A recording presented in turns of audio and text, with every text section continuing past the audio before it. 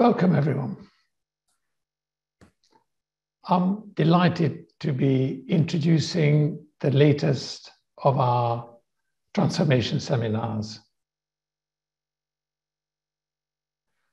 The theme of our transformation seminars is thinking differently about mental health. The seminars aim to provide a public space to explore and reflect on how we might think about the growing problem of child and family mental health. The seminars invite speakers to respond to a simple question. What is their idea to transform children's and families' mental health in the UK? These seminars explore areas beyond clinical interventions, important though these are, to ask how we can think about, how we understand and do things differently, individually, collectively, and as a society. Just before we start, a bit of housekeeping. If you are tweeting us, please use our handle at AFNCCF and use the hashtag Transformation Seminar. Our speaker, Professor Louis Appleby, will talk for around 40 minutes, after which there will be Q&A, and please submit any questions you have. You can also tweet and follow him on his Twitter handle, and I can assure you it is entertaining to do so. The session will be recorded and shared on our YouTube channel in a few weeks' time. This event will discuss topics on suicide and self-harm. If you need support, please reach out and follow the links that are being posted in the chat function now. But I'd now like to extend a very, very warm welcome to our transformation seminar with Professor Louis Appleby. Louis Appleby leads the National Suicide Prevention Strategy for England. He's a professor of psychiatry at the University of Manchester, where he leads the Centre on Mental Health and Safety, investigating suicide, self-harm, and other areas of risk. He is director of the National Confidential Inquiry into Suicide and Safety in Mental Health, which is a UK-wide study that aims to improve the safety of mental health care. Now, I've known Louis for a number of years. I knew him when he was National Director for Mental Health in England between 2000 and 2010. And he was a remarkable and genuinely powerful change-making influence who had perhaps the most central role in reforming our community care. From 2010 to 2014, he was National Clinical Director for Health and Justice, leading the development of diversion services for offenders with mental health problems. And from 2013 to 19, he was non-executive director on the board of the Care Quality Commission.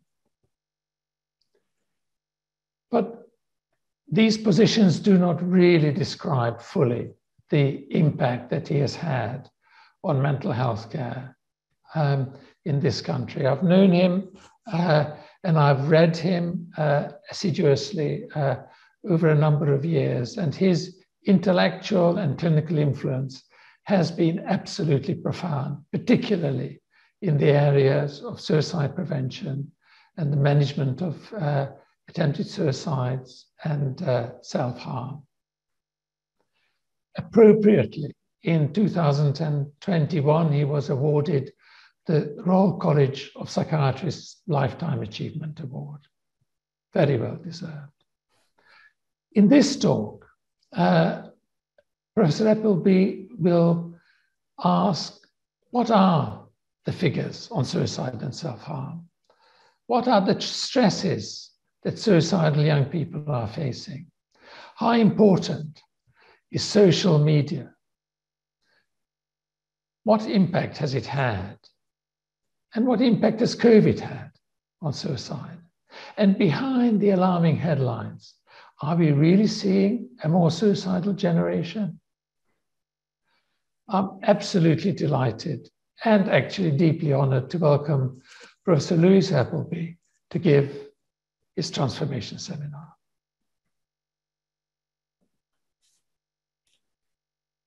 Well, thank you very much, Peter, for that incredibly generous, over-generous introduction. It's a huge pleasure to be here, an honor actually to be here. And I'm going to do what speakers do and start sharing my screen.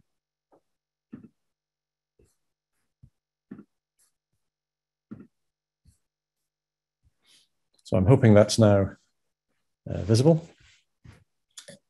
So hello everyone. Thank you for coming. The setting for my talk tonight, the Anna Freud Center, made me think about the different ways in which we have conceptualized mental ill health and suicide from an early view, I suppose, as the adult consequence of childhood trauma, something that has its roots in psychoanalysis, through to a view of suicide as the product of wider society, of social influences, of social context, most associated, or originally associated, with the great suicide research pioneer, Emil Durkheim. Freud and Durkheim. So Freud, and I mean Sigmund Freud in this particular slide. Freud and Durkheim were more or less contemporaries, and it's tempting to see the ideas that they promoted as being developed side by side. They were born 2 years and approximately 700 miles apart across Central Europe. There's no evidence that they ever met or had any kind of communication, direct communication. But the nearest they got was in 1885, when Freud obtained a fellowship to study under Charcot at the Salpêtrière in Paris. And so he moved to Paris for 3 months. Durkheim at the time was going through a rather difficult period in his academic career, struggling to hold down a permanent post. People didn't particularly like his sociological ideas. And so he was looking around for jobs, taking temporary posts elsewhere. And in 1885, he left Paris to take up posts in Germany. So they missed each other. But about a decade later, 10 to 12 years later, they both published the works that made their name. Freud published his studies on hysteria. Of course, he published it alongside Joseph Breuer, his colleague, companion in Vienna. Studies on hysteria, one of the first books on psychoanalysis, with its famous patient, Anna O. 1895 was also the year that saw the birth of Freud's youngest child, Anna.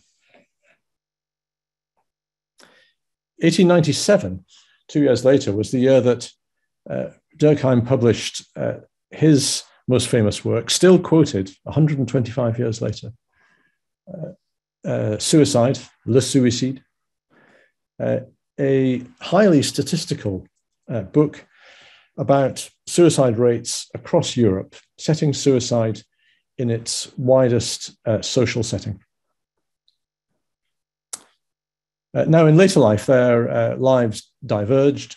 Although it is true that Freud used to make reference to Durkheim's work in some of his writings, but they diverged. And in fact, their later lives were different, but both influenced by world events. It is said that Durkheim never really recovered from the death of his son in the First World War. Freud lived, Durkheim died at 59, in fact. Freud lived into his 80s and lived long enough in Vienna to see the rise of Nazi persecution, the burning of his own books, and eventually his own departure for London. And he died 20 days after the outbreak of World War II. Now, we're still trying, I would say, to understand the competing perspectives on suicide, the individual and the social. And before I turn to the question of young people's suicide, I want to just spend a few minutes on suicide more generally. I'm going to show some graphs. I'm going to show, the kind of thing, lines going up and down, columns and tables of data. But it's very important that we don't forget that behind the statistics are real lives, preventable deaths not prevented, and families devastated. So this is a slide from the World Health Organization, WHO setting out suicide rates around the world. And it's a story of variation. WHO estimates that there are approximately 700,000, a little bit more, just over 700,000 deaths by suicide per year worldwide. And although we often think of suicide as being a phenomenon in rich countries, about 3/4 of suicide deaths are in lower and middle income countries. In some parts of the world, suicide is one of the commonest causes of death in young people. And by that, the WHO means people under the age of 30. And it is just an alert to you about my talk that sometimes research defines young people rather differently. And you have to be aware that different studies are defining the population of young people in a different way. So you can see on the slide that some of the highest rates, so this is a color-coded map, the darkest rates are the darkest colors. And if I can just bring out a laser pointer, I'll just point out where some of the highest suicide rates in the world are, at least in recent years. There have been some changes, but here's South Korea, one of the highest rates. Here's the Guyana in South America, countries of Eastern Europe, particularly Lithuania, countries of sub-Saharan Africa. Very different countries, different social structures, different kind of health services, but sharing high suicide rates. And it's a reminder that suicide is not one thing around the world. And suicide prevention, too, is not one thing. There's variation, too, when we look at suicide in this country over time.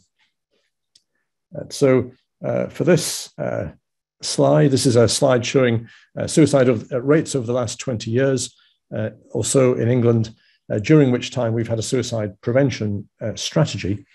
And during that time, suicide rates have been relatively low, the lowest period, in fact, that we've had, and about 20% lower than the 2 decades before the start of this century. The line to look at is this blue one. This is suicide in males and females combined, so it's general population rate.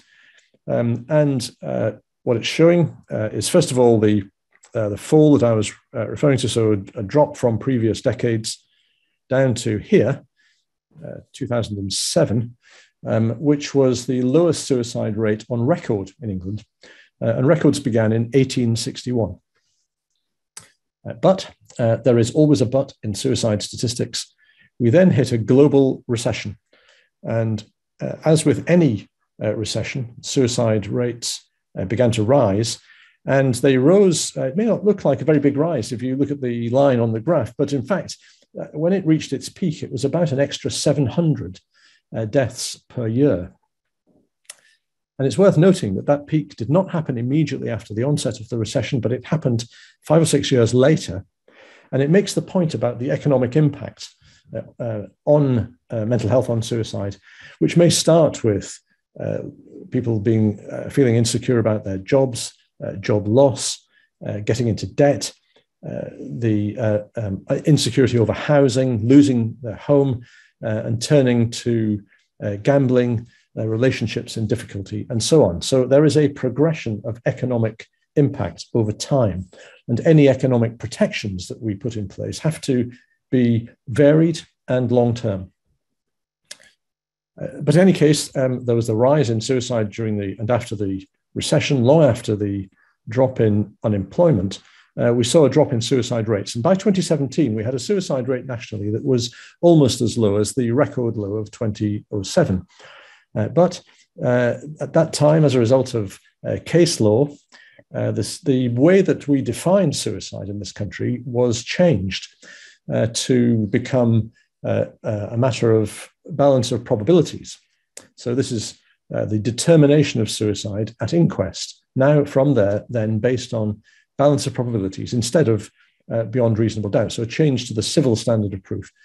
And by lowering the standard of proof, by lowering the threshold for defining suicide, we put the figures up again, as you would expect.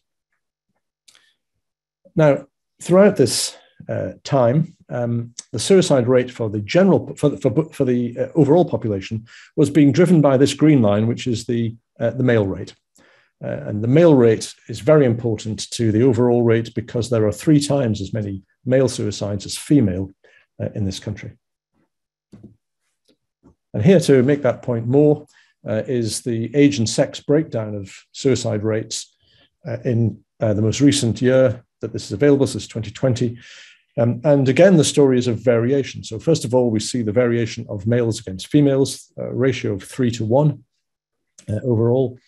But the variation, the rates are not uniform. So here's where we find the highest rates, men in middle age. In fact, men in their 40s and 50s have the highest suicide rates in this country, driven by factors like the economy, but also by alcohol. And I suppose a lot of people know now about the high risk in middle-aged men, but perhaps fewer people know about the second peak, which is in older men.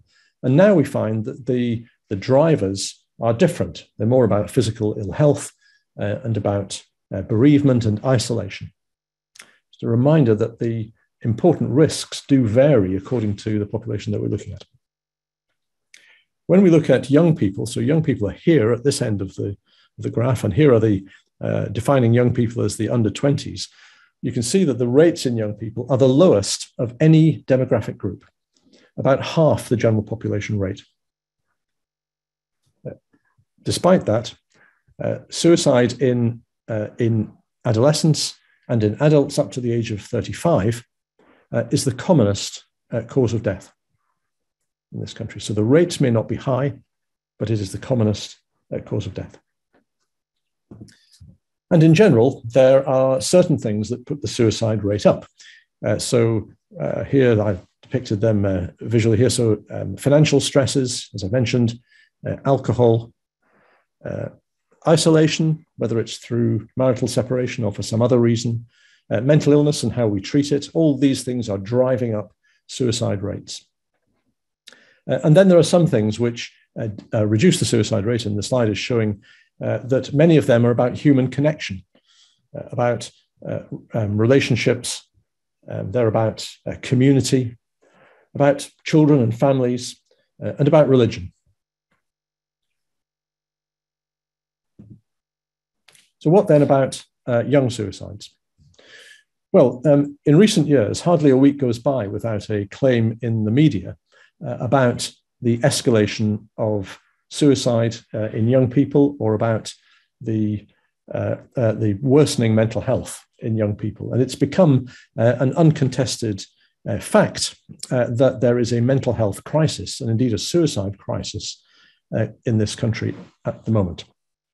And this reached a peak during the pandemic, where there were constant claims about the impact of COVID-19 on suicide rates. Many predictions, but some actual claims that the rate had escalated. And people began to talk about a mental health epidemic, sometimes a mental health pandemic, quite in going against what is the advice to the media about the kind of language that we should use when reporting on suicide. So this is the kind of guidance that we get from the Samaritans, incredibly helpful guidance to media reporting, which suggests that those kind of alarming terms should not be used.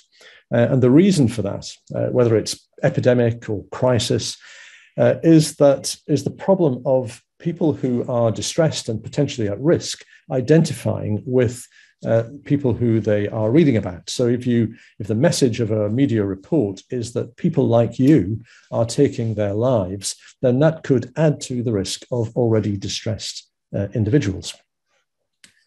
And as a result, we ask the media to be responsible and sensitive in the way they write about suicide, but it has become a recurring story. And sometimes the media use images and personal details which add to risk. Now, it's fair to say that the media, in their defense, are much more responsible on this issue than they used to be. And also that they would say that they are having to balance this guidance with the public interest, which is certainly to know if there is genuinely a mental health crisis. So that is the question. Is there genuinely a mental health? Is there a suicide crisis? What is happening to suicide rates? So this is now the equivalent slide on suicide rates in young people. So this now is young people as defined as the under 20s, 15 to 19-year-olds in England and Wales this time. And it's covered the same time period as the graph I was showing you earlier. So the last 20 years. And again, look at the middle line. So here we are. This is males and females combined. And you can see again the fall from previous years when the suicide rate in young people too was also higher than it's been. So down we go towards a turning point in the late 2000s and most accurately identified as being in 2010. And from 2010, a turnaround in suicide rates and a more or less steady rise since then. Okay, there's some volatility because the numbers aren't huge. But this is a very different pattern to the one I showed you earlier, much more fluctuating pattern in the all-age population. This time we have a more or less steady rise. And if we look at where the rates have taken us, in men and women or girls and boys combined, the rates are the highest that we've seen for about 20 years. Now, so look at the beginning of the graph here. These are not unprecedented rates, but they are the highest that we've seen for about 20 years. And in young girls, young women, so under the age of 20, this is the highest rate that we've seen for 40 years when ONS, the Office for National Statistics, began to publish data on these individual age groups. So these are historically high rates. And in girls in particular, it does look as if there is a slightly different pattern, a slightly later onset to the rise and a steeper rise over recent years. Now, this is not unique to this country. There are other countries that have seen a similar rise. They are other developed countries, and they tend to have a feature in common. And that feature is income inequality. Now, that's suicide, but we also have to think about the related phenomenon of self-harm. Now, by self-harm, I mean non-fatal self-harm, regardless of whether of intent. So it doesn't have to be an attempted suicide. This is a deliberate or intentional self-harm.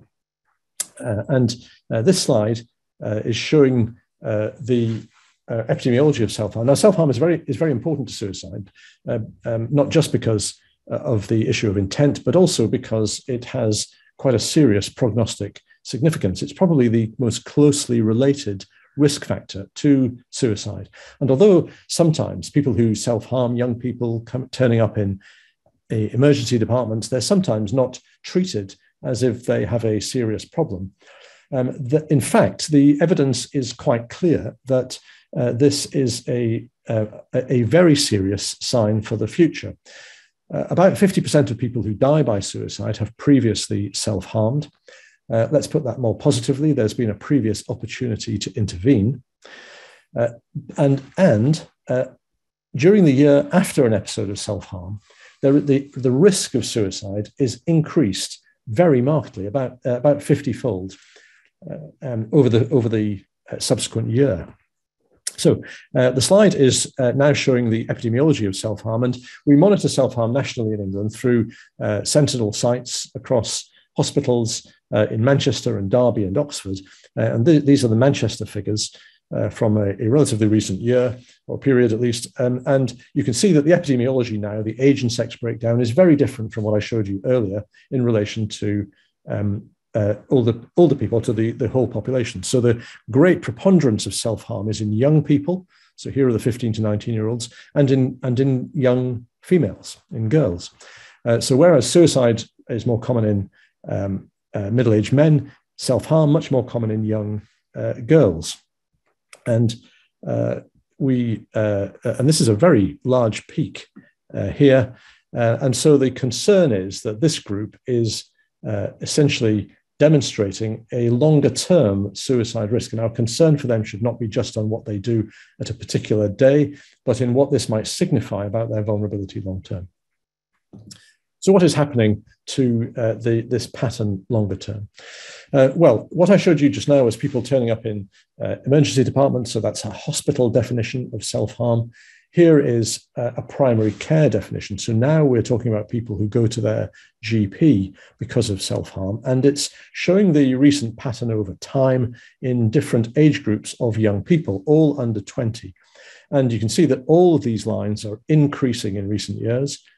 You could say that, that maybe we are recording it better, we're recognizing it better, but that wouldn't account for this abrupt rise in the group of 13 to 16-year-olds. So this is all girls, by the way, 13 to 16-year-olds. So clear evidence, I think, that there has been a rise in the way that self-harm attends primary care, and a possibility that we're moving down the age range. So the previous slide showing high rates, 15 to 19-year-olds, now the highest rates, 13 to 16-year-olds, a suggestion of not just rising rates, but moving towards younger people.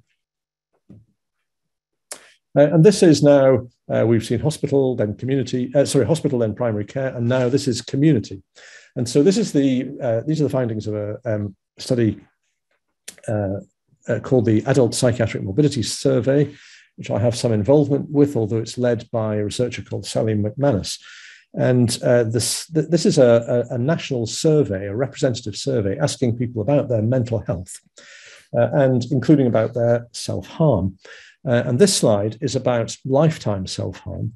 Now, the survey is a very complicated thing. It is published every few years. There's one going on at the moment, but the lines on these graphs are showing different surveys conducted in different time periods. So the most recent one was carried out in 2014, published around 2017. So it's the most recent picture of self-harm in the community that we can get nationally. And the blue line on both graphs is that's the most recent self-harm figures. So the one to look at here is the right-hand graph, that's females, and it's showing self-harm rates at different age groups and at different points in the survey. So the blue line, the most recent survey, and what it's showing is, first of all, higher rates in the youngest group of people, as you might expect. Note that this time we're talking about young adults, age 16 to 24, so a slightly different definition of young people. So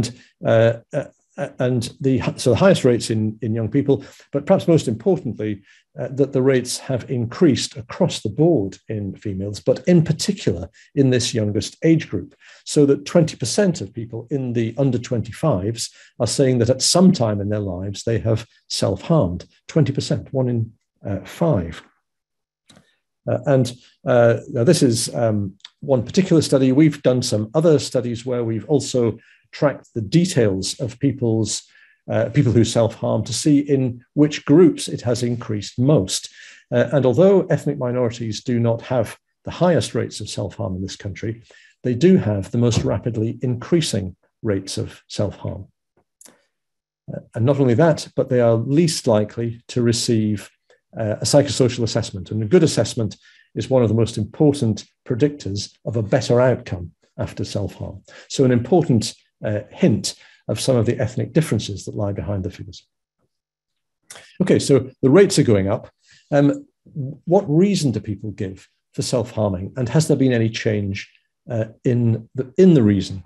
So this is again taken from the same survey, and this time let's look again at this side, the right-hand slide, right-hand graph. It's showing what people say are the reasons, and although the commonest reasons are they're not the ones on the graph, they're nevertheless the ones that are increasing most during the repeated surveys, and in particular, people are increasingly likely to say, females in particular, to say that their reason for self-harming was to cope with their feelings, to cope with their emotions. Now, this is a very ominous sign because it suggests a positive reason, a justification for self-harm. An example of what is sometimes referred to as the normalization effect, the sense that it's a natural part of responding to stress, to self-harm. Now, if that's true, then as young people get older, having learned self-harm as a means of coping with stress, as they move up from relatively low suicide rates in their teens up through the age range to higher suicide rates in their 30s and 40s, then we are talking about people reaching more suicidal age groups, having learned that self-harming behavior has a positive benefit. And if that's true, then we are storing up a future problem of suicide and suicide prevention. And that is what people mean when they say that we may have a more suicidal generation. Some people that will carry their risk with them, and in the technical jargon, a cohort effect. So we set out in our research in Manchester to understand what it was that was making young people feel suicidal. And this is, next few slides are taken from the study that we did. This was a national study. Now, this time it's young people under 20. It was UK-wide. And we looked at every young suicide that occurred across the UK over a period of 3 years. Altogether, almost 600 deaths. And it's worth pausing on that figure alone, 600, 200 a year in the under 20s alone. And we got hold of all official records on those young people from coroners, and in other countries, the system is a little bit different, but official records, and of course, these official reports as well. And they, of course, are relying on statements from family and friends and professionals. So we are indirectly hearing from people who knew the person well. So we were trying to find out what is it that's happening in the lives of young people? What are the stresses? And the first finding, of course, was this one in the graph. And that is the rise in the numbers of suicide deaths in the teenage years, from a relatively rare occurrence in the mid-teens, the early and mid-teens, and then this very rapid escalation until young people, by the time they reach their 20s, have more or less acquired adult-level suicide rates.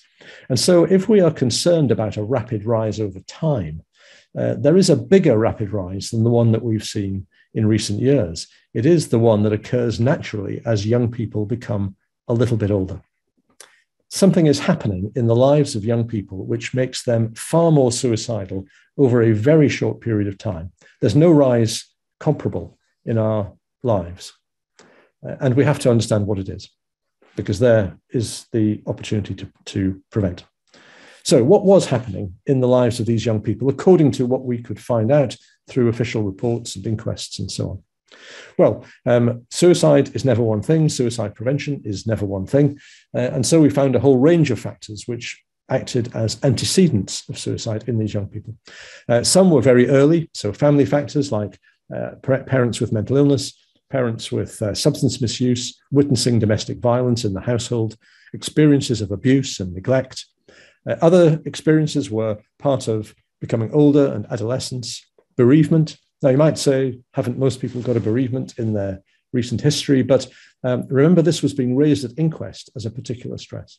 So bereavement, 1 in 4, 1 in 9 had a suicide bereavement, so a sense of a chain reaction, so-called imitative deaths, a sense there from deaths of parents or friends that people's survival was destabilized by witnessing or being close to a suicide. Bullying, some of it online, but much of it face-to-face. Academic pressures, just a reminder that the role of schools and universities in suicide prevention is key. Physical illness, not necessarily serious in a physical sense, but leading to social withdrawal and isolation. And about 5 or 6% of the group were LGBT.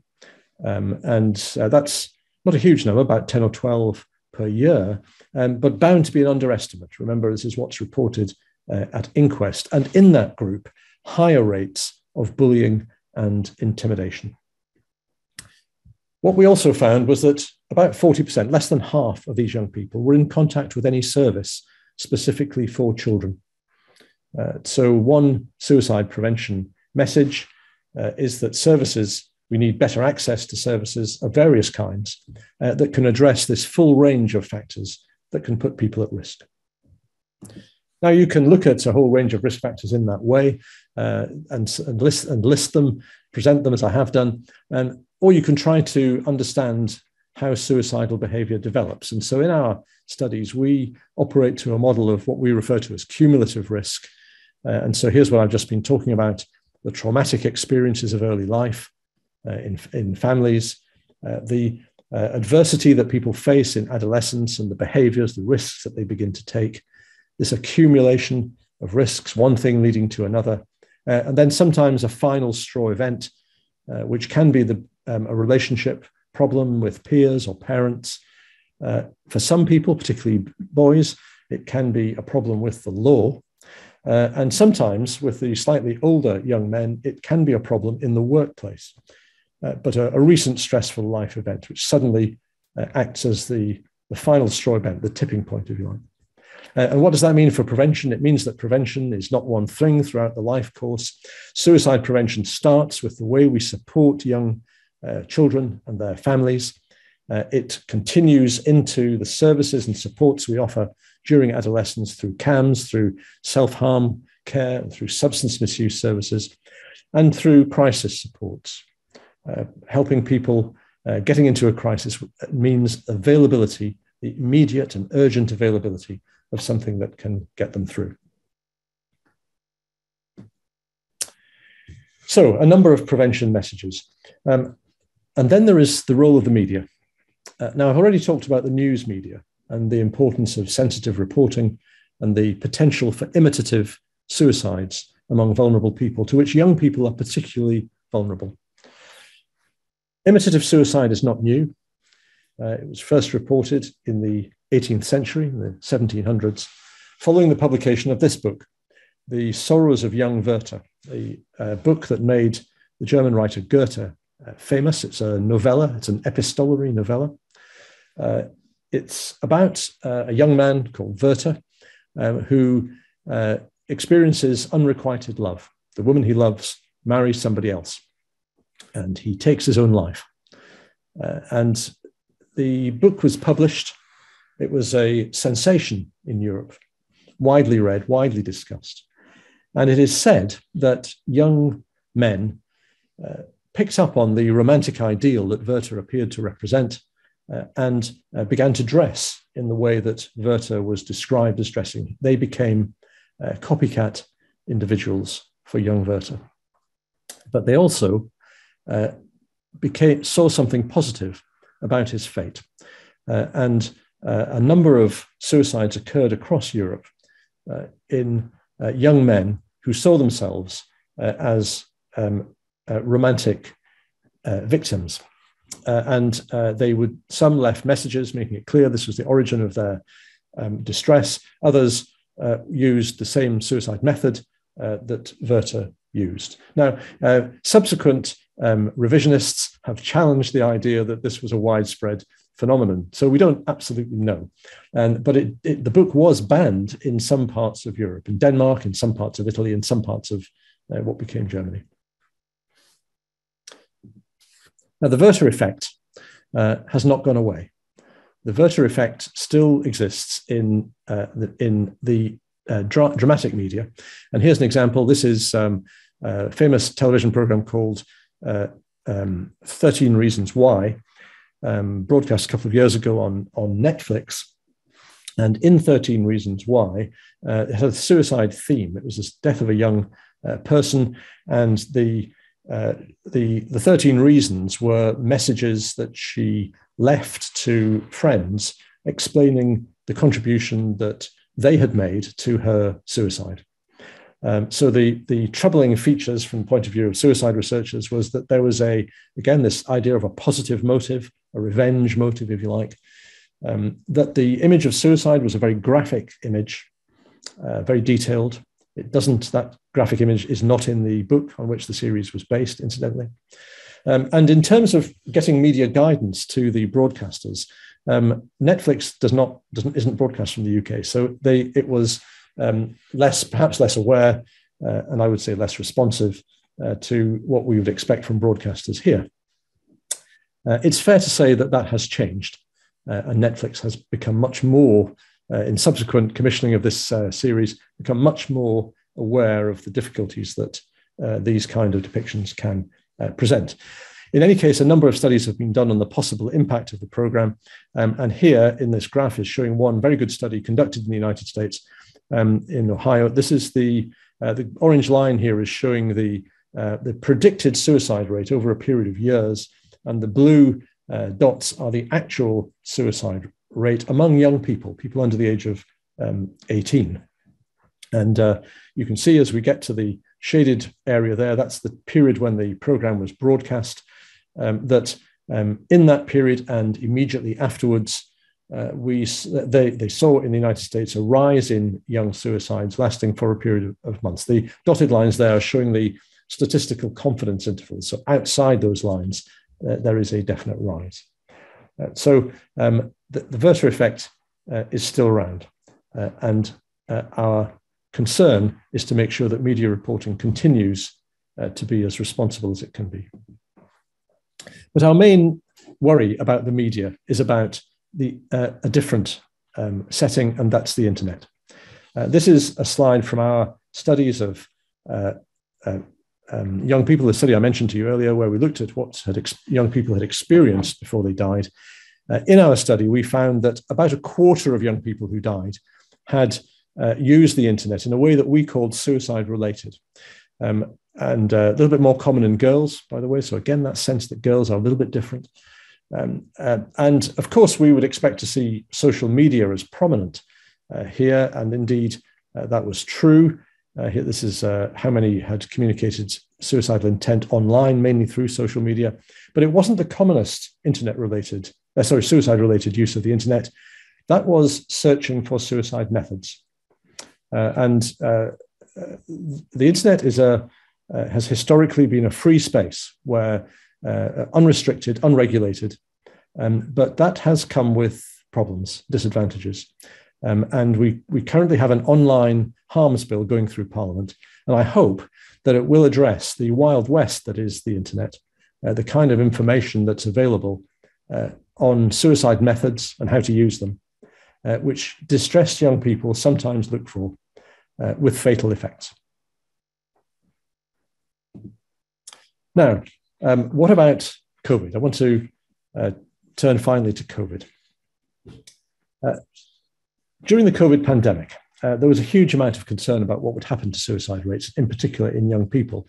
And we couldn't rely on official statistics, the Office for National Statistics, to tell us, because there is a delay between death and inquest of around 6 months on average. And so we had to call on what's referred to as real-time surveillance, recording suicides as they happen in local areas. Now, there are a number of, these are suspected suicides, of course, pre-inquest, but a number of parts of the country have real-time surveillance up and running. And so we were able to call on those areas and add together the suicides they were seeing and work out a reasonably immediate impression of the national suicide rate based on about a quarter of the country, about 13 million population. And here is what we found. So this is the pre-pandemic period in those areas. We move into lockdown, post-lockdown, and then the second lockdown, and into 2021 and the rest for most of the rest of the year. So that yellow line, males and females combined as before. And although there's a little bit of volatility, overall, despite the fears, there is no change. Perhaps surprising, but there was no change. So the impact, the pandemic had no effect on the overall suicide rate, but that doesn't tell us the full story in relation to males or females, though you can see in the graph that they didn't seem to go up either. Nor individual age groups. So for that, we had to wait for ONS statistics. And last year, ONS caught up and they were able to give us data, national data on young people. And this is young people under 18. So now we're looking at young people over a period of time. So the advantage of ONS figures is that they can look at previous years as well, unlike the real-time data. And so you can see, look at the green bars, year on year, we get to 2020, the first year of the pandemic, and in that first year, there is no rise. Similar pattern, no rise. And if there is a rise, it's here in 2017, which is the first year affected by what I mentioned to you earlier, a changing standard of proof at inquest, a lowering of the threshold for a suicide judgment. That put up the suicide rate, but not the pandemic. Now, why is that? Why did that happen? We don't really know why it happened, but there are a number of explanations, and some of them are about how we support each other. Some of them are about economic protections. But for the purpose of tonight, the one that has caused most interest is that we might have had greater social cohesion for a period of time, that we might have had a sense of getting through this together, of supporting each other, of looking out for people who might be in distress. And if that's important, if that's the explanation, then we have to ask, has that social cohesion lasted? Do we still have the potential benefits? And the worrying feature that's appeared following that first year of the pandemic is on this slide. So this is now young people referred to CAMS services over time. And we're seeing, these are the, I should say it's the work of a very good data collection organization called NHS Benchmarking. And they have been collecting for years referrals into CAMS services, showing a year-on-year, more or less, rise pre-pandemic, so greater demand for CAMS. And then when we get to the first year of the pandemic, their figures are broken down month by month, and we see a drop initially. Remember, we were all protecting the NHS, and then a rise up to record levels in the rate of referral. And maybe leveling off towards the end of 2021, but nevertheless high figures, telling us that something was changing about the distress of young people. And we were hearing about eating disorders. We were wondering about self-harm rates, but these were referrals for different reasons into CAMS services. And of course, we don't know how much of this 2021 rise is about the frustrations of life in the pandemic itself, and how much is a return to what we were seeing before, a return to the pre-pandemic upward trend. And in a way, that's my point about suicide prevention and where we have to go from here. Some of it for CAMS services, there is a suicide prevention task for what our services offer, how they respond to this increasing demand. But some of it is to remember what was going on before the pandemic hit, that rise in suicide rates in young people in particular, and to consider what its causes might be. Now, Durkheim, so this is Durkheim again, Durkheim, and this is actually his grave in the Montparnasse Cemetery in Paris. And these stones are tributes to Durkheim. Durkheim would have looked beyond the clinical referrals into the role of wider society. Durkheim, in his famous book, Suicide, categorized suicide in different ways. He talked about egoistic suicide. That's the language that he used, egoistic suicide. And by that, he meant that when social cohesion, the phenomenon we think might have helped us through the pandemic, when it breaks down and a vulnerable individual is left unsupported. And he talked about another category, the related phenomenon, the overlapping phenomenon. If you ever read Durkheim, it's sometimes not clear where one starts and one ends, but the related phenomenon of anomie, which is when society's values go wrong and the rewards of society are seen to be misplaced. When people look at what society is offering and they see their hopes and their ambitions unfulfilled, and they become disappointed, demoralized, and alienated. And so we have to ask, what is the social offer to young people who are feeling that way? What are young people's values that they are looking to see reflected in wider society? Diversity, inclusion, internationalism, protection for the environment, abolishing those inequalities that are the features of countries where there has been a suicide rise. And we have to ask ourselves whether those values are reflected in what society is currently offering young people. What do they want from us? They want fair rents. They want real jobs, prospects, opportunities, economic stability. They want to be heard. They want a voice. They want a vote. I would give them a vote at 16 or younger, but it has to be a vote that counts. They want to be heard. So is there a suicide crisis? Well, I don't like the word crisis for the reasons that I've given you, but we are certainly at a high point in suicide and self-harming behavior. And it is certainly a warning to the rest of us. Suicide prevention statistics are not about one thing. Suicide is not one thing, as I've said.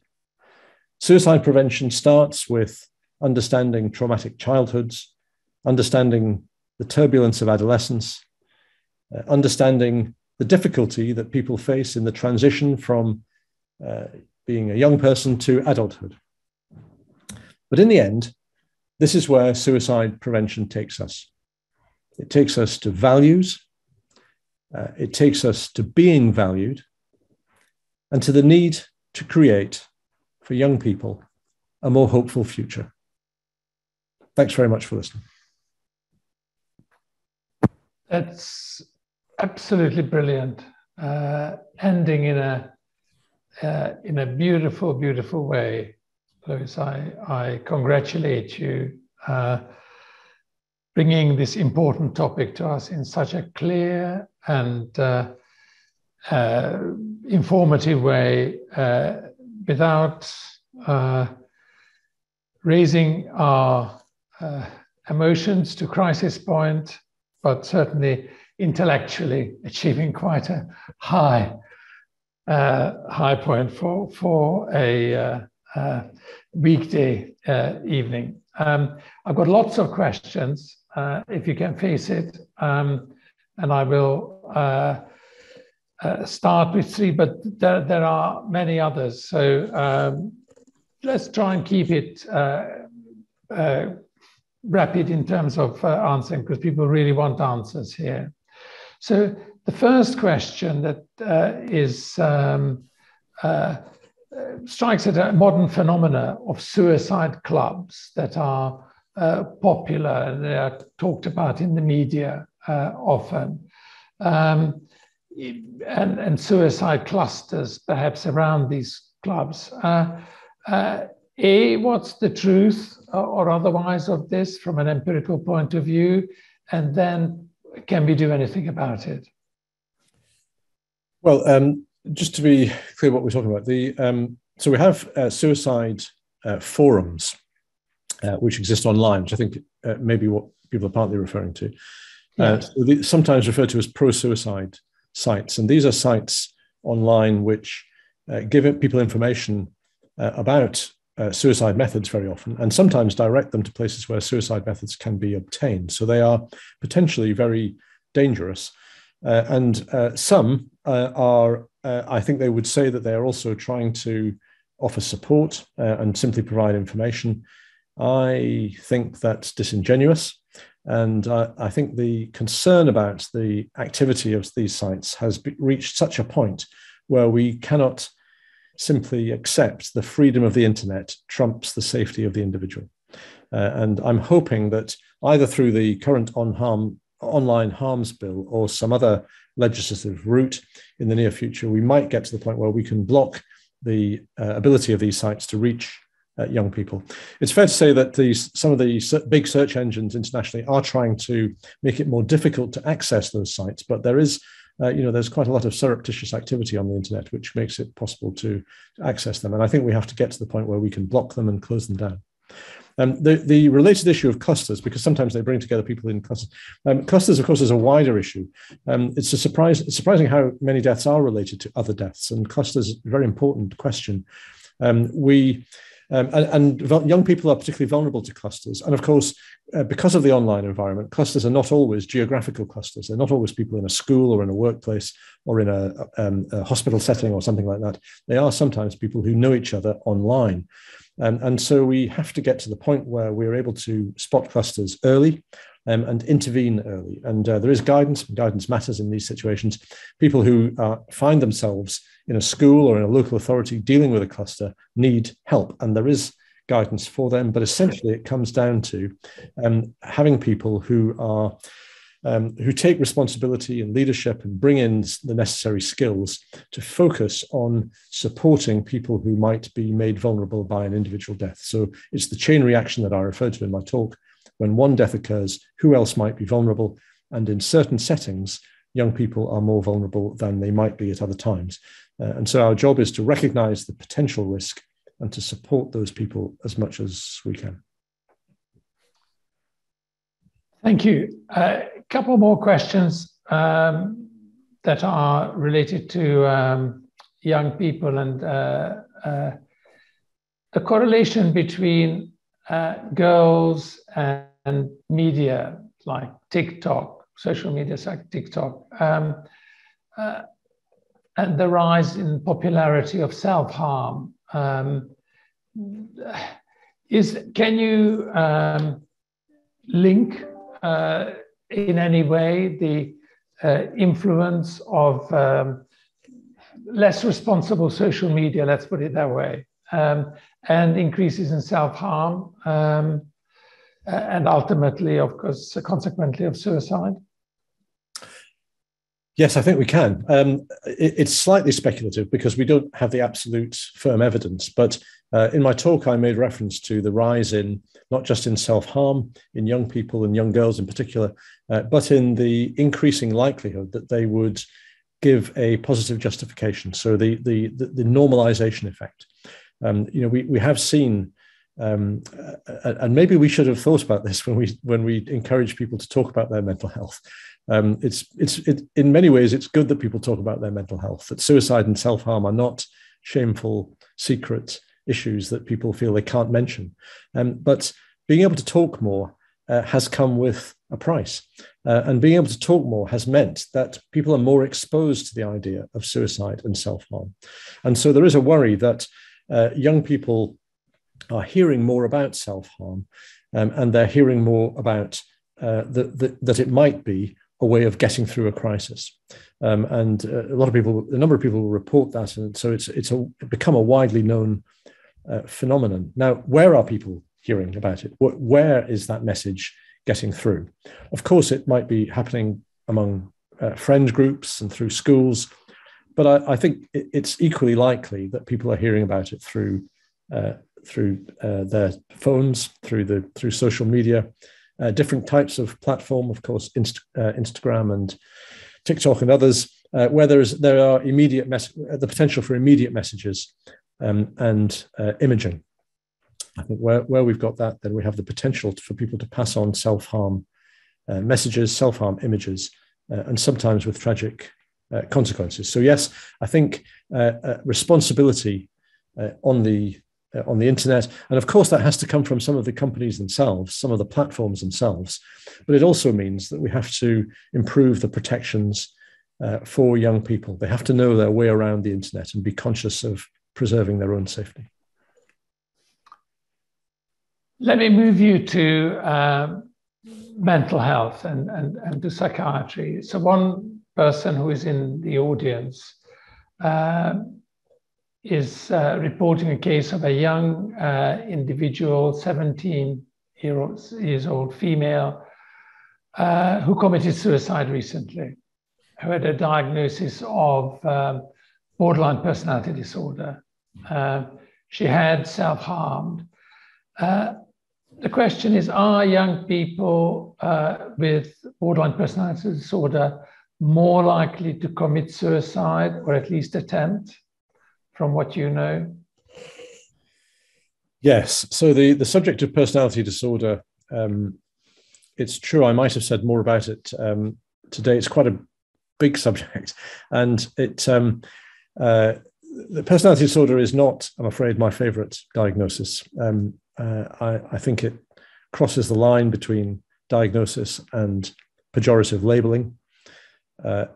It's not something I would expect to see readily used for young people. I'm not sure it's a diagnosis we should use at all.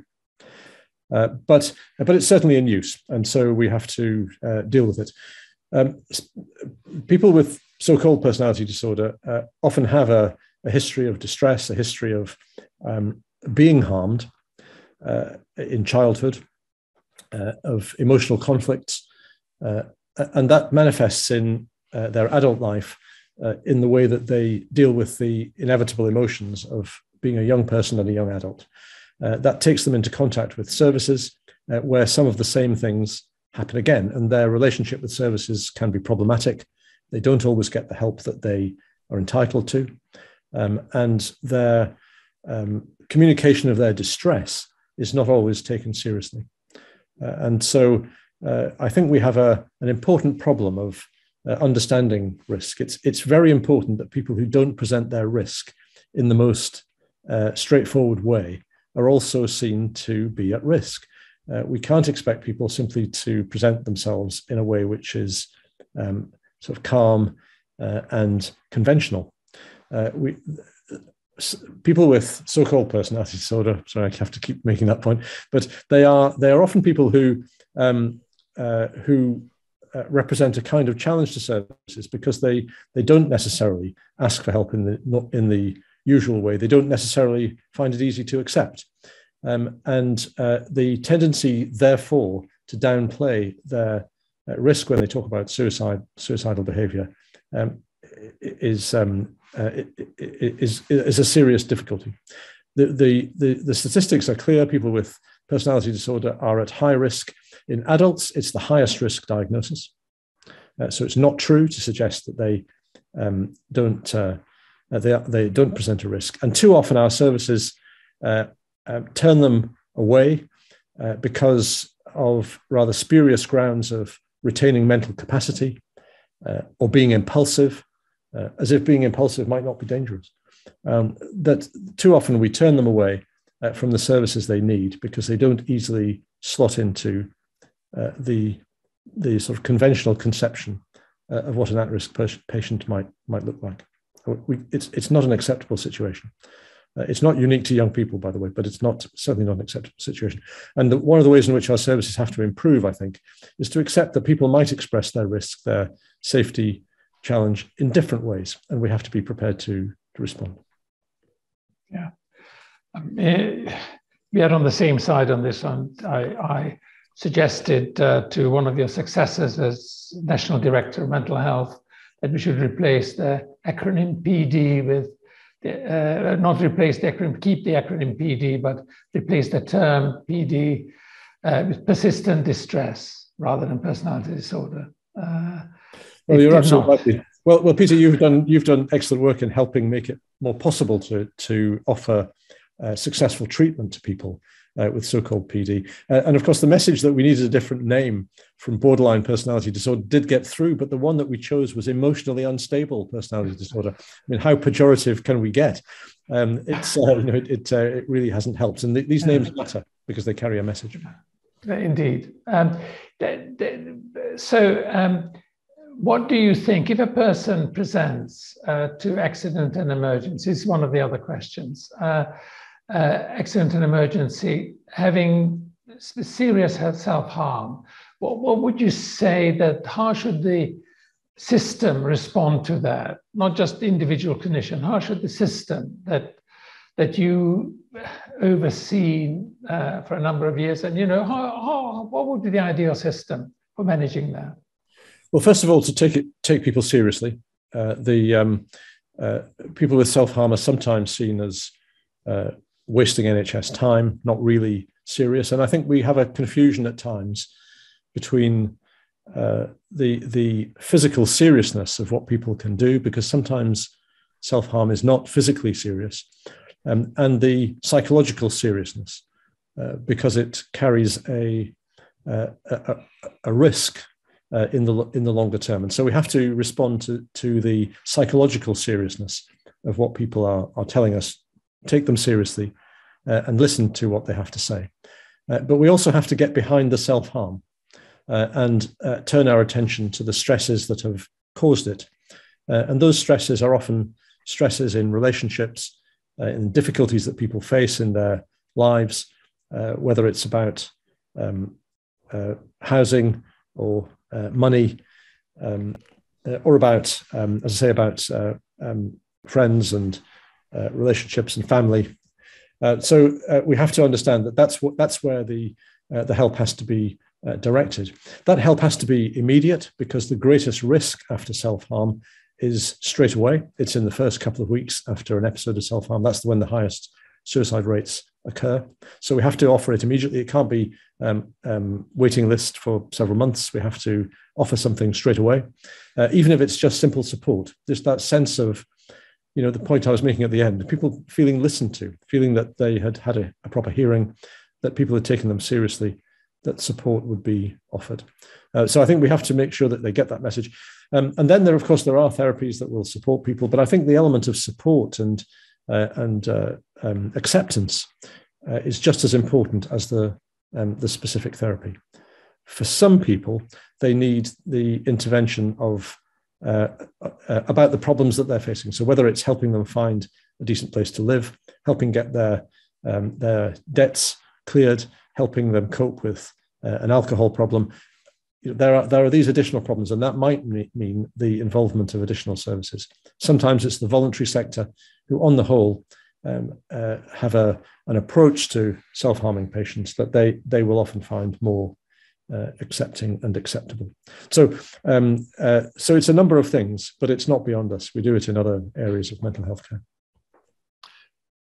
Now I've got a couple of more challenging questions. Well, I don't know whether for you they are, but it's quite an interesting one that I'd quite like to hear your views about. Do you feel the increasing attacks on women's rights, for example, the Supreme Court decision in relation to overturning Roe versus Wade, and trans rights, sport bans, and media attitudes, all these may lead to an increase in suicide amongst young people in the short to medium term future? I mean, I know that you don't have a crystal ball, but in terms of the point that you ended up on, being valued and values, these would imply that you would anticipate this to be the case.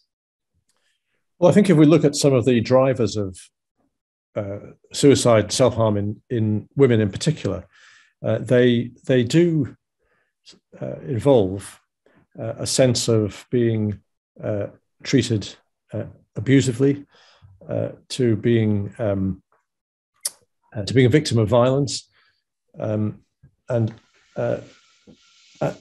afraid the perpetrators are often men. So men's violence towards women, in whatever form it takes, and at whatever age, is a factor in distress and the self-harm and suicide that can go with it. I think that's certain. So I think there are risks. I think it's always difficult to relate suicide rates to particular events, but as a general comment, if society's attitudes are at times hostile to young women, and hostile to their opportunities and prospects, and if there's a sense that society has to control young women, whether it's controlling their their futures or controlling their reproduction, then we are leaving young people, young women, feeling trapped, feeling humiliated, and feeling unjustly treated.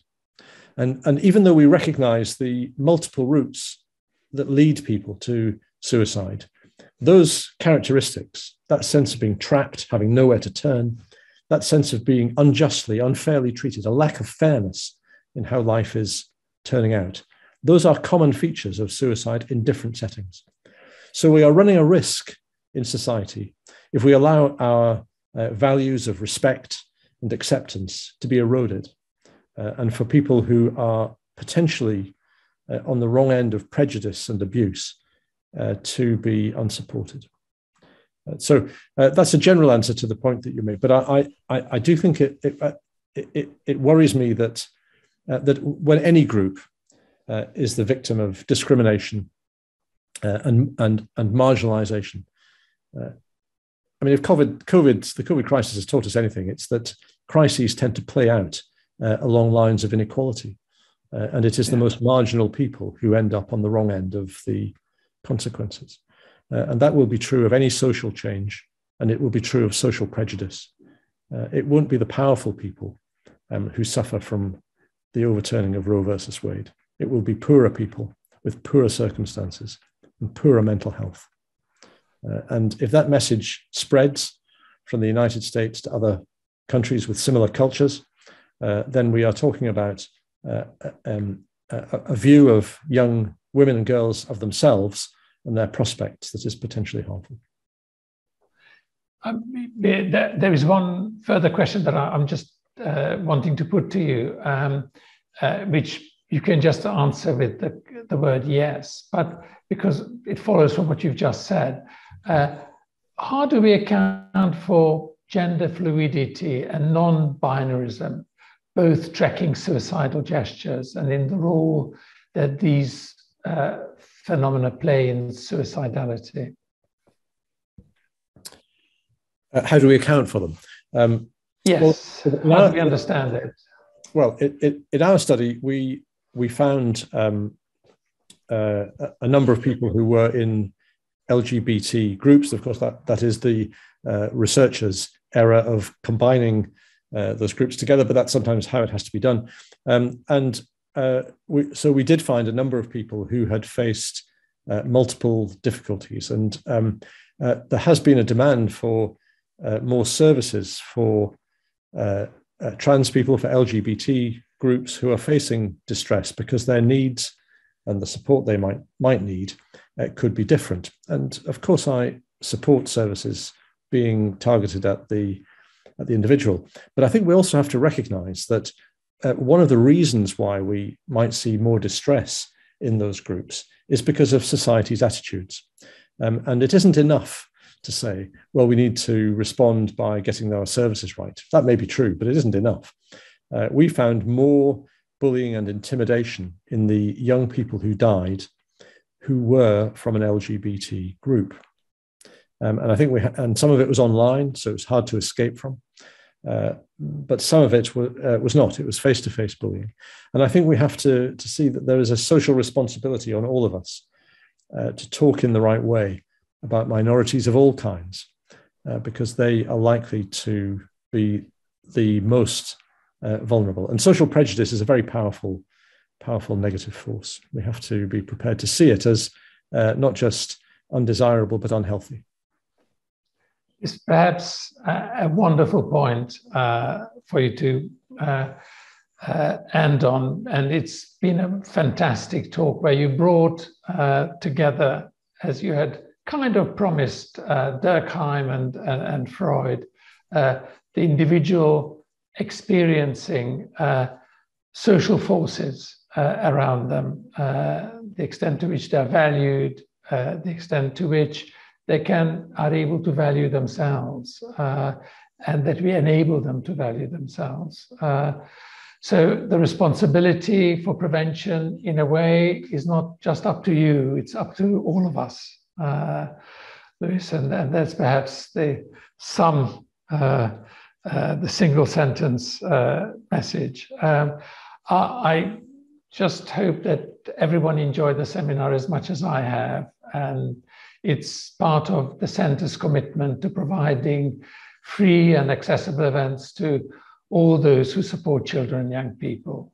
We understand that during this difficult time, you may be interested in how you can help us to continue our services for children, young people and their families. So if you feel able to, and if you enjoyed the seminar, you can donate to the center by visiting the link we will share in the chat, or by texting the number that's on the screen. The next transformation seminar will be on the 13th of July with Dr. Emma Lawrence on the synergies of transforming society for a safer climate and healthier minds. We hope that you'll be able to join us then. But thank you for attending today. Together, as Louis has said, together we can improve the lives of many thousands of children and families across the UK and beyond. Louis Appleby, thank you so much for a really important and incredibly informative, but totally accessible, yet sophisticated talk on suicide and self-harm. Thank you. Thank you.